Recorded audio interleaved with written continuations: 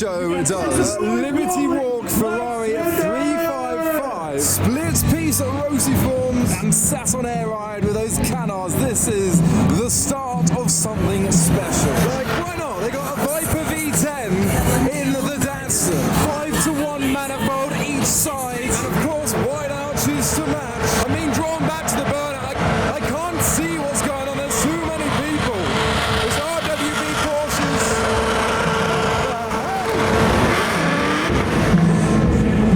They absolutely adore a V8 here.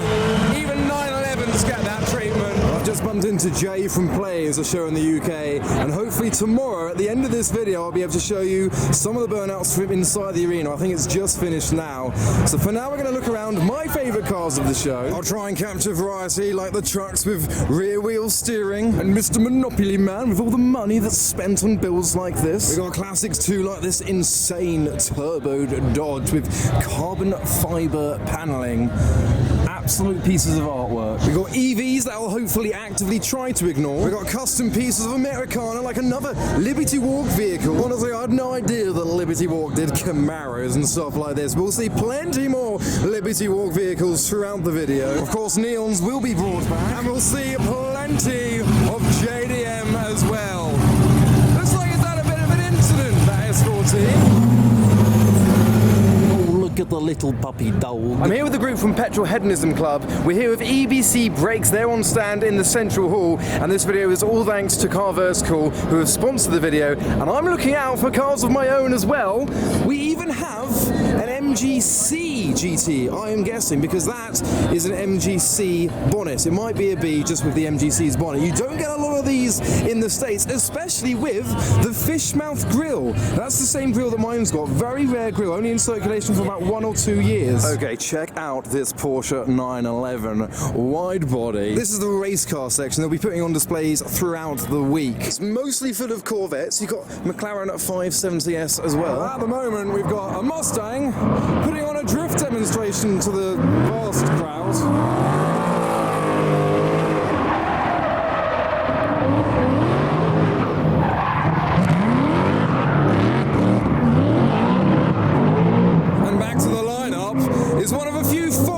Mustangs here today, and a modified Tesla that I promised I'd ignore. Oh, hey. Amongst the sea of lifted trucks, we've got a bit of a lower vehicle here, the Ford F100. This has got the 7.3-litre Godzilla V8, which is also pro-charged. And some doors that I'm almost able to walk underneath. It's literal tractor tyres on each corner of this. And again, rear-wheel steering, an exhaust that you could not only fist, you could probably fit a head in there. 6.7 litres of American pure muscle, the Super Duty up in the air. Makes this look measly. Look how low it is. But on the end of the truck aisle is the vehicle getting the most attention here. I've counted, and there are 17 turbos.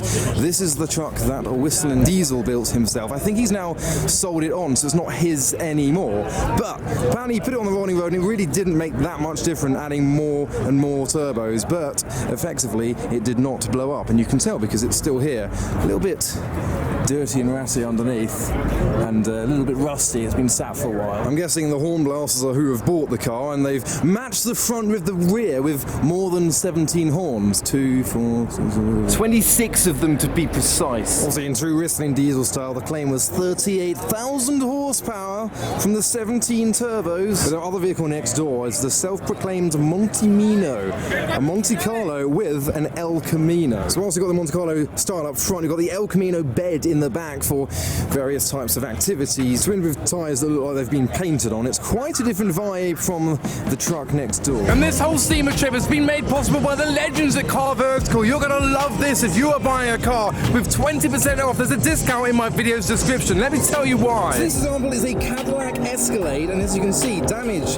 We found one record for this. If you go to photos, you can see this has been involved in a smash. As part of the overview though, we've got the commercial use check, we've got mileage, we've got legal status check as well, and theft, and then those all important important photos of the vehicle. So say you're in the market for a car and you don't know its history, Car Vertical finds everything about that car. Searches through hundreds of databases to find you all the important things that you need to know about the car that you're going to buy. And even if you've already bought the car, if you own the car already, do the check for peace of mind. I've done it with all of my cars, and you can too with 20% off in the video's description. They've sponsored this video and all of our SEMA trips, so thanks to Car Vertical. Let's get on with it. Partly down to Fast and Furious, the JDM and Japanese scene in the US is huge. Not quite as big as in the UK, but I'm seeing more and more of them pop up, like this Honda Civic here. And further proving that is the holy grail of JDM. This is an M-Spec R34 GTR, which is like the highest spec that they came in. And there are two of these here today, but this one has an RB32, so no longer is it a 2.8 litre engine, it is 3.2 litres. They haven't announced the horsepower, but the turbo is a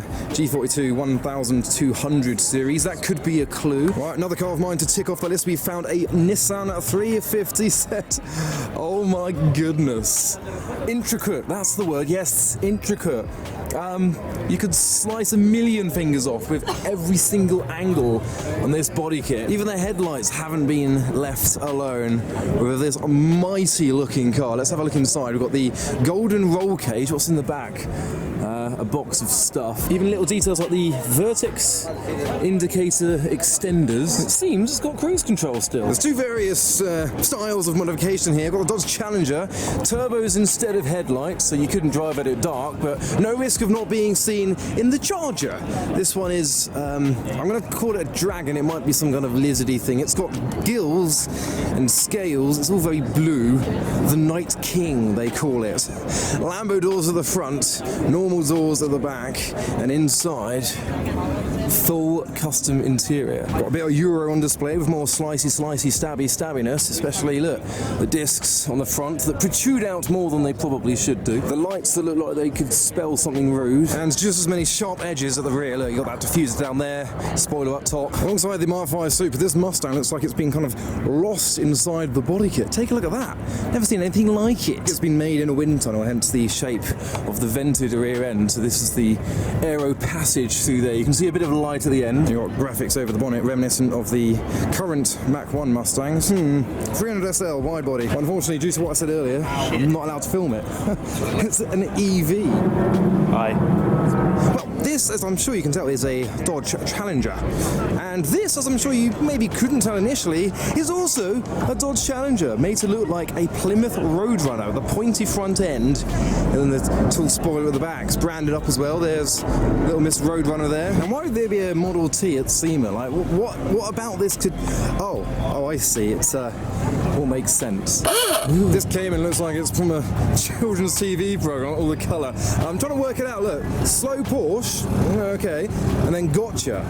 Is that like saying like, oh, it's a slow Porsche, and oh, gotcha, it's not. It's quite a colourful section here. Subaru as well.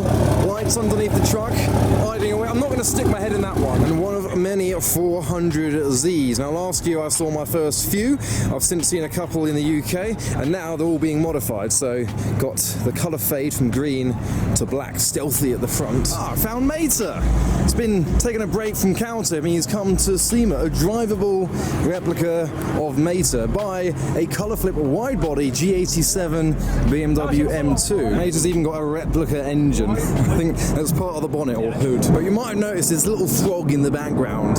Recently, America have realised the rarity and desirability that the 914 never actually had. This is a Porsche 914. I'm yet to see a 944 yet, but this one is remarkable. It's a race car. You've got the splitter on the front, and if you look in the middle, it is just a single seater. So they've got rid of the passenger seats and they've made it central with that racing steering wheel. Huge spoiler and diffuser on the back. Road legal 914 race car next to some more colour. We've got the unbelievably sparkly Mitsubishi Evo 9 white wheeling the world's carbon fibre door looking like snakeskin. And the Evo in front was here last year as well, but I'll film it again because look how many doors it's got. Yeah, that's right, it's two-door Mitsubishi Evo. We've got more colour on the Supra this time. Pound and body kit, pink Mark V Toyota Supra. And neighbouring Barbie is what I can only presume to be a Suzuki Carry, quad pipes, so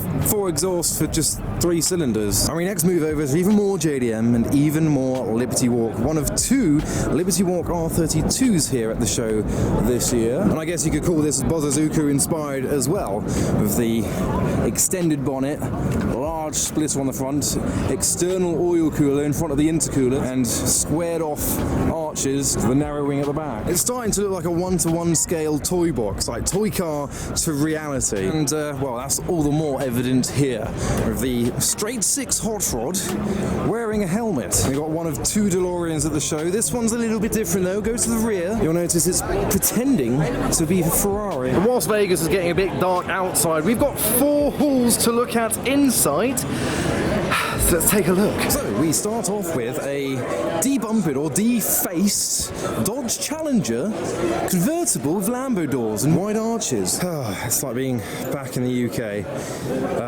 Cadbury's purple, Focus, wide arches, yes, but Pikachu and him, that guy, Pokemon themed. What?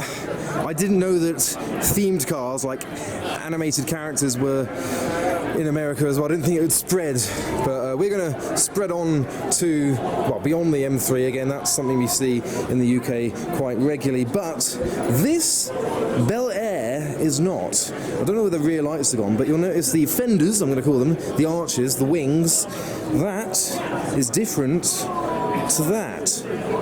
It's odd on each side, and that's the same down at the front, but this headlight's covered, sheltered from the rain. It's got a little porch, whereas this one is more exposed, and it's the entire wing that's different. That's what's going on here. Not necessarily a tasteful thing to do, but definitely something to distract the eye and give it attention. I probably wouldn't have filmed it if it hadn't have had that done to it, so kudos for that. Obviously powered by a V8, as is everything else here, it seems. It is amazing the powerful effect that the Fast and Furious franchise has had on the entire car scene, especially in America. Now this is obviously your Mark IV Supra in Brian's livery. It is not the only one here, and it's not the only Fast and Furious car or personality here either. Let's call this the start of it. We're going to see a lot more as we go around the inside of the show. So welcome to the central hall of the show. This is where EBC breaks are. This is our base for the week, and this is where I will start. Yeah, that's right. We've probably only seen about 5% of the show so far. So I'm going to start here. Hope you don't mind. My voice is starting to go a little bit already, and I'm sure you can see why I am starting here.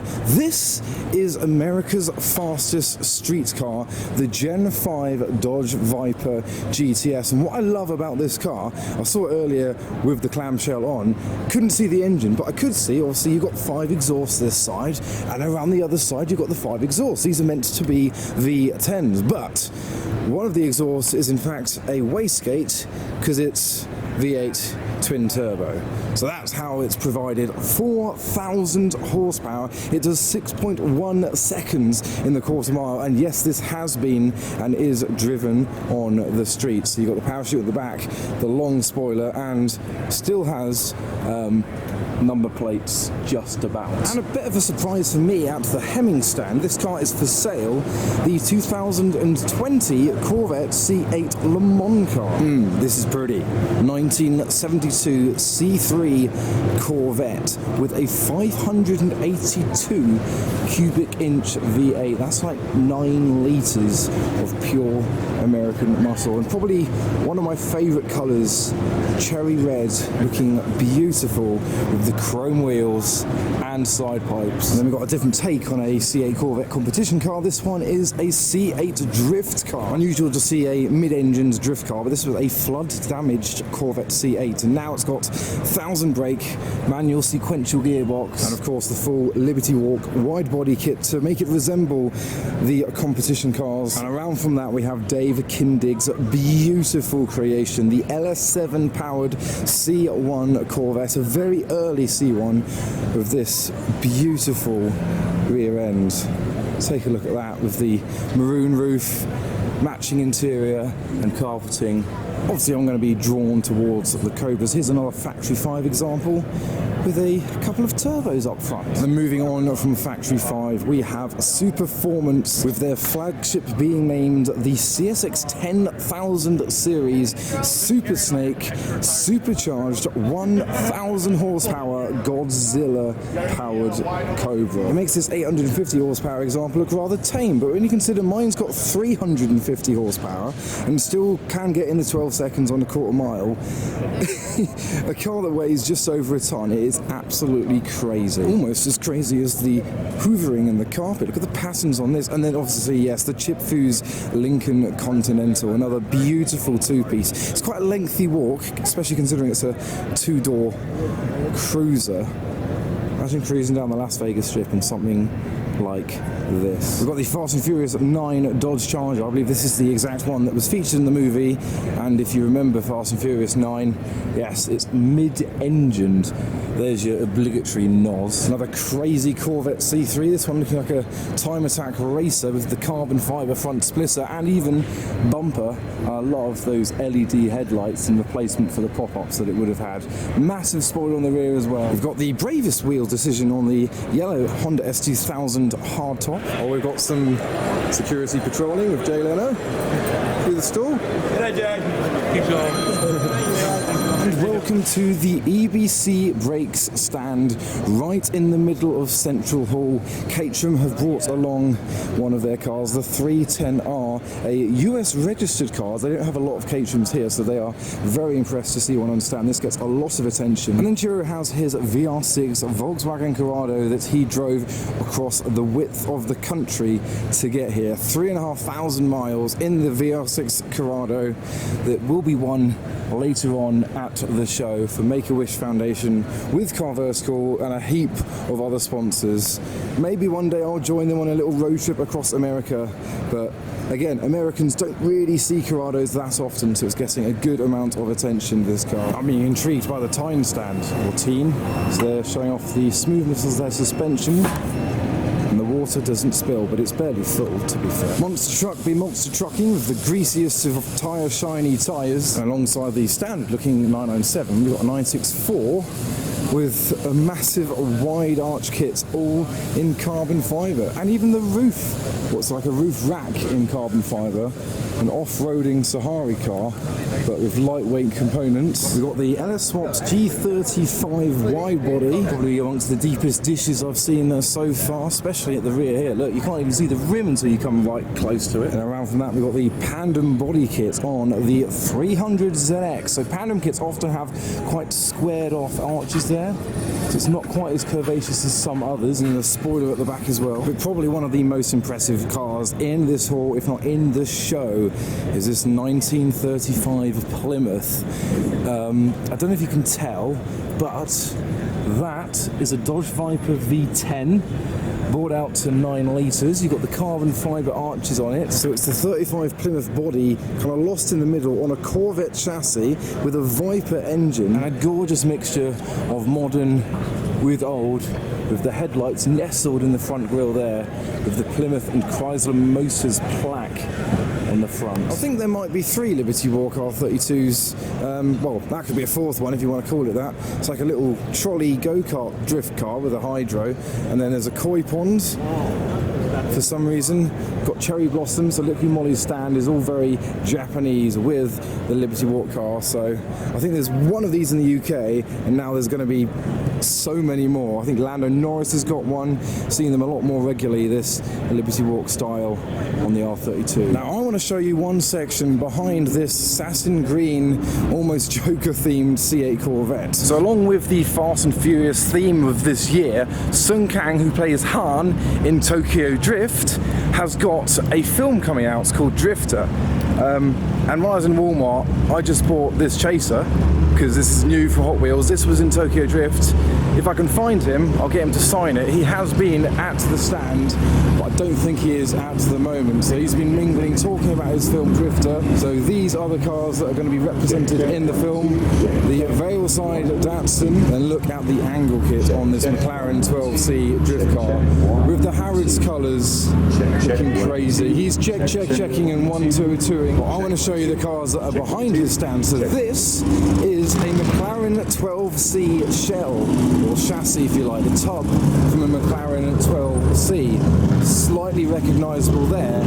And then we have a Mercedes AMG V12. So it's almost like they're creating a Zonda out of a McLaren, but according to this picture, they're not. They're creating a mid-engined Mustang using a McLaren chassis and the AMG V12. Probably of 1,000 brake, always is. And then, talking of engine swaps, we've got the Valeside RX-7 here in pink. A lot of Campbell in the front. This one, as we found out earlier, is powered by a V8. The noise is the Future Tech Lab section with an ISO Revolta. Oh, it's a Revolta EV. Oh no. Got the Type 455 half 11 race car that we saw again last year. And new for this year, this brand new custom-built Porsche-based sports car with a flat 6 in the back. It's got a full bespoke carbon monocoque chassis to it. It's about 650 brake with the mid-engine flat 6. I don't know if it's been finished yet, but you can see how the finished product will look. We got another favourite of mine in the WD-40 section. This has been revealed here at the show. The carbon fibre WD-40 branded wide-body Ford GT. Still with that supercharged V8 manual gearbox. It's basically reminiscent of the LMP Le Mans cars of their day. Looking beautiful under the lighting on its pedestal. A mega build here on stand. And here's the car that is probably a contender for the car of the show based on how much attention it brings and how unique it is. And a lot of the people here cannot recognise that this is an Aston Martin DBS. This has been built by the Ring brothers, a retro mod with full custom interior as well. Gorgeous there. Not one panel has been untouched. I think the idea alone of building a DBS is what makes this so remarkable. Well, you could call this another Fast and Furious car because it featured in the film F-150 Lightning. We also had Hector from the films at one of Sam Hard's parties earlier in the week, so we were hanging out with Hector from the film as well. And this is more of the UK group, or the Petrol Hedonism Road to SEMA show. We've got the twin-turbo Lamborghini Huracan. This is Corey's car, and then a two-door estate Subaru with the wide-body kit, the 22B kit, and a Ferrari V8. I think the plan was to drive this across the UK, but they had a few delays, but it is here, all plumbed in and working. A Ferrari-powered Subaru 22B two-door estate. Quite a nice pairing here, both in the same colour, almost Millennium Jade, may well be Millennium Jade. The 400Z wide body, looks very Pandem in shape, and then the 350Z as well. Same colour, same spec. Yes, it is a Pandem body kit on both of these cars. What a pair. And for a different take on a modified Ford GT, we've got a green GT with HREs. I think it's a fairly new setup, this one. It was in different colour, different spec, different wheels, coilovers slammed to the ground. And behind, a full carbon Mercedes C63 AMG blue interior. But down the side on the roof and at the rear, it's not fully carbon anymore. So with that body kit, it looks like they've just kind of placed a C63 inside the housing of the wide body kit. And for more JDM, we have the Toyota Sora. This one, the 3-litre GT, so it does have the earlier iteration of the 2Js. This is the 6M, the twin turbo 3-litre straight 6. This came first, then the 2Js, the 1Js followed suit. It's amazing how quickly car design has got worse and worse, that the G series M3s and M4s are actually starting to look good. Look at this cherry red example. It's got carbon fibre doors and obviously various other parts. I think in this colour looks incredible. Well, here we go, peeps. This is a Ferrari ... 355. So it is a F40 Evo recreation made out of a 355 with the 355 engine, but with twin turbos, much like the twin turbo V8 of the F40s, and all custom body carts. And maybe of a similar vibe to the F40 recreation is this, what looks to be a Bugatti Atlantic, but definitely not. They've called it the Pantheon. It's a completely hand-formed aluminium body or aluminum. Personally, I would say, yeah, definitely Bugatti Atlantic style, especially the colour. That is like a French blue, the metallic and the lines. I would love to see this on the road. Look at that. Very basic and simplistic interior there. And then next door to that, we've got my buddy Rod's 935X on display. Round the rear, you can see the exposed twin turbos there. Absolute beauty. And why is it that car cover companies choose the car that you least want to see covered up to show off the colour? It's a shame, but the Jägermeister Porsche. But welcome outdoors to the Toyo Treadpass, one of my favourite sections where some of the best cars of the show lie. Here's the Hakusuka Skyline pickup. Of course, being in America, it's V8 up front, side pipes loosely sliced towards the rear, and your exposed suspension in the bed. So it's not as practical as it could be. We've got the VR6 powered Golf next door to a Honda NSX. This one may well be just an NSX that's had the R treatment, but either way, a very special car on display. We've got the bonnet cart for the V8 and the E36. Of course, we've got the Liberty Walk R32, and we have the start of the S Club section. Now, I prefer steps myself, but S Club have brought along the Murcielago. That has been modified. They brought the McLaren Mercedes SLR last year, but look at this chop here. Murcielago LP640 Roadster, fully custom blue interior. Of course, wide arches, adding a bit of girth to the car as well. Carbon fibre inside. We have the BMW E21 that surprisingly is not V8 swapped. It's powered by BMW's straight 6. And then take a look at this Mercedes. So I think you're looking at modern C63 style bumper down there. It's been extended, taken off a bit of chrome, added a bit more chrome around the headlights. They're all completely custom. Beautiful green paintwork. Another bonnet cut to display a more modern engine. Custom wing mirrors with their stamp on the carbon fibre. Very subtle green there. We've got the orangey tan interior. And going by this interior and engine combo, I presume that the body's been dropped onto a modern S-Class chassis. So there you go. The 600 has been dropped onto the S63. Still badged as the 600. The rear light have been customly modified as well. Little triangles down there, spoiler on the back, carbon fibre. We've seen quite a few S2000s at the show this year. This one more of a racy look to it with, again, wide arches and checkboard carbon fibre. There's another girthy C63 and another custom classic Mercedes with a very similar colour to my Chaser. This has got a bit more pearl blue in it, which makes the rest of the colour look more cream. That's why I only added a subtle amount of the pearl blue to the Chaser, but in the sunshine it's such an impressive colour. And look at the wide arches on this. They've kept the original width of the doors here and then boosted out the width at the rear again. Modern Recaros inside, someone's stolen their gear knob. And then another take on a modified 400Z, this one with the exposed carbon arches and some fitment insecurities. And then finally another Hakusuka front end on this Datsun. Got the houndstooth interior. Proper JDM this with the mini lights on it as well. We're going to head in to the next hall. It's got 2 floors, this one. It's a bit more difficult to find cars in this hall. It's more like car parts, such as the painted on tyres here.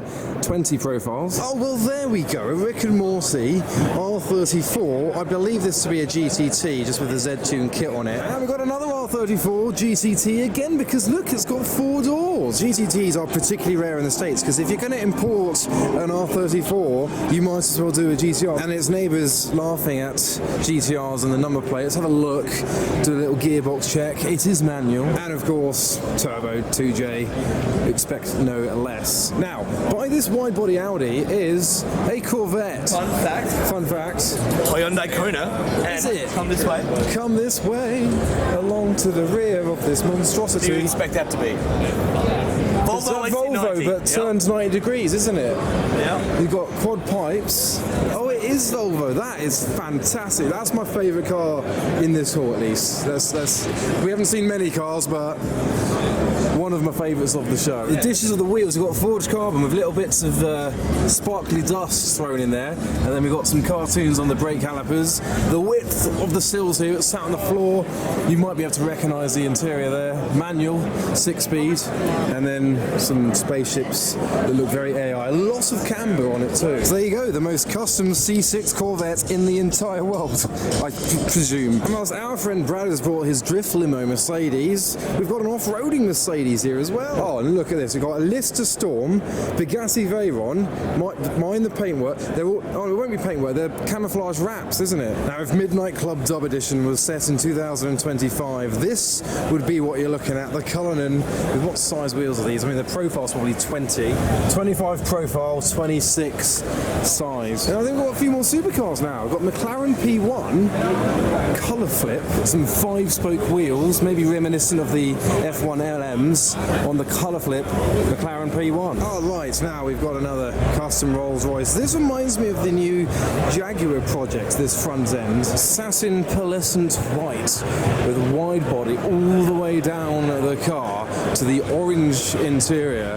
Those wheels, they're kind of on brand, but just as custom as the rest. And a full light bar across the rear. Again, looks very Jaguar or even Range Rover somehow in design. We've got a carbon Pagani wiring in a box. And we've got a pair of Revueltos, all very custom. This looks like the SE30 colour for the Diablo, but with a satin effect to it.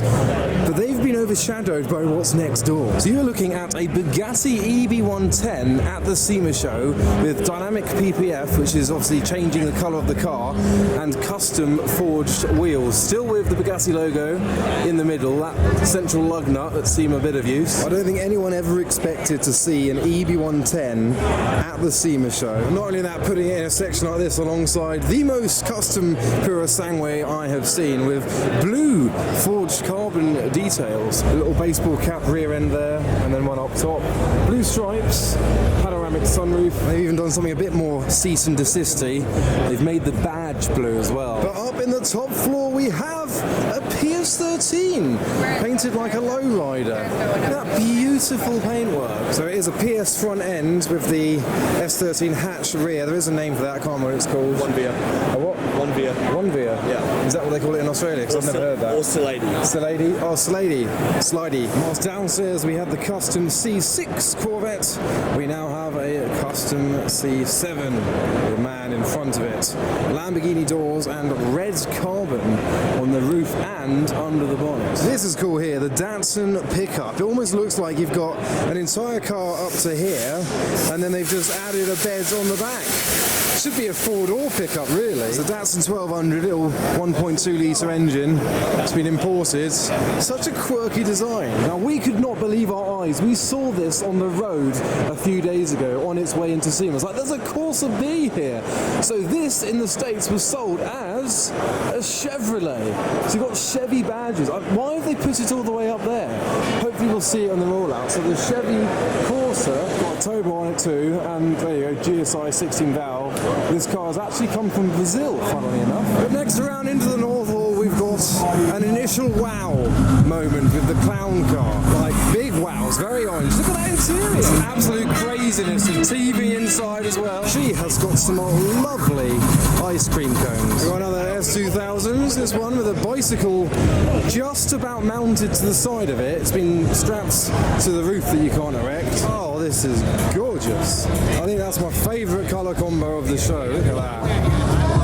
At the back of the hall, we've got the winners of the Battle of the Builders. This is a different E21 to one we saw earlier. Same engine, just this one's been boosted. Oh, look who it is. I wonder if I polarised it, whether we could see through the helmet. No, I think he's thought about that. I'm not going to sit here and count how many speakers, but I will film around the car so you can count for yourself. There's even external speakers under the bumper there, and then obviously it's symmetrical on the other side. There's a man. Surprisingly, no, it does have speakers on the front as well. But I've been saying all trip, I even spoke to Freddie Tavares about it. If I was to come to SEMA and do what Petrohedonism did, I would buy a TVR and drive that to America, because in America they really don't have TVRs. Except they do. There's a British registered TVR Cigaris at SEMA. That's amazing. I feel like I've actually seen this car in Britain before. I might be wrong, but I recognise the number plate. Oh, this doesn't scream midlife crisis, does it? Here we go. It's going to go absolutely viral. Okay. Because that's one size too small for me.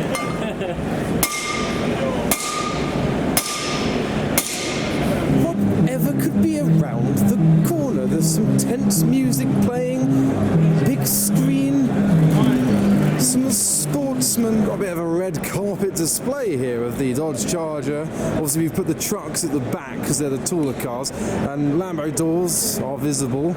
I feel really posh and elegant on the red carpet. Got the Utah truck, a 911 GT3 RS 992, looking like a bit of a expedition car with its roof box, the ski guard. We've got the camouflage Focus. Check out the wide body R32 in the background. I might be wrong, but I don't think it's a GTR. I think it's another GTST. And these are the dunk pointy bits to dunk apply the arches onto the, and also the spoiler as well. That's how they affix.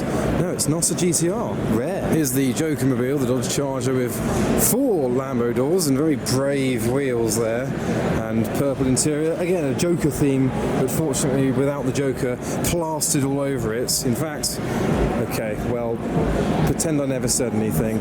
Oh, it's even, well, there's a lovely 356 next to it, the Franklin 356 custom Porsche with electric aircon. We've got the cherry red Evo.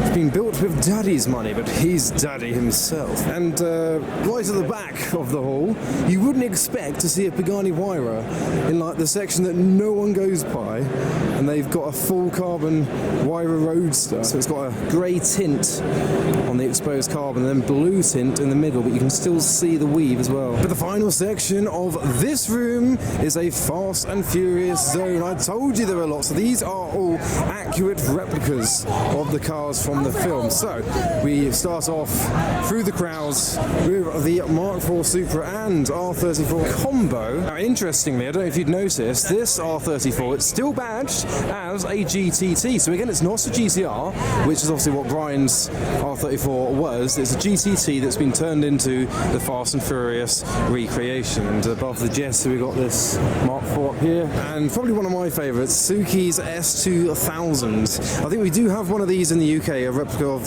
the S2000. It's something I considered doing a few years ago, but never ended up doing, but headlights need a bit of a polish. Interior-wise, you've got the pink with the blue leather, and it's got a few signatures on the dashboard of this as well. And along with the Mitsubishi Eclipse, got a few of the more rare replicas that I don't think I've seen before. So the DC2, and we've got the RX-7s. This is the Veilside kit's Gen 1, so before Han's RX-7, this is what the Veilside kit was originally, and then they changed it even more, made the Gen 2 kit, and that's what Han had. And then finally we've got the other generation of Eclipse convertible. A lot of signatures on this example. Welcome to the final hall, the West Hall, which is where the hypercars lie. We've got this wrapped Bugatti Chiron being made to look aged and weathered and rusty, and there's another Suzuki car here. This one's got headlights that have been polished. It's also got very different interior. It's fluffy like an alpaca. We have another Bugatti